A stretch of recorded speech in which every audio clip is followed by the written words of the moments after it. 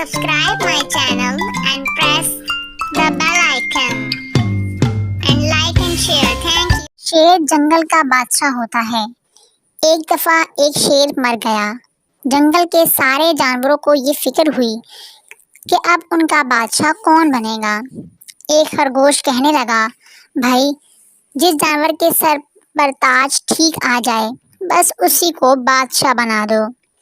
जानवरों को खरगोश की ये बात पसंद आई और अब सारे जानवरों ने ताज सर पर रखकर देखना शुरू किया कि किसके सर पर पूरा उतरा है। ओहो, ये तो मेरे सर पर बहुत बड़ा है, लोमड़ी बोली। और मेरे लिए तो ये बहुत ही छोटा है, हाथी बोला। हिरन बेचारा हसरत से ताज की तरफ देख रहा था। वो अपने सींगों की वजह से सर पर ताज नहीं रख सकता था। बंदर ने ताज पहना तो उसके सर पर बिल्कुल पूरा आ गया। वो खुशी से नाचने लगा और ताली बजाकर बोला, मैं तुम सबका बादशाह हूँ। लोमड़ी को बंदर का बादशाह बनना अच्छा नहीं लगा।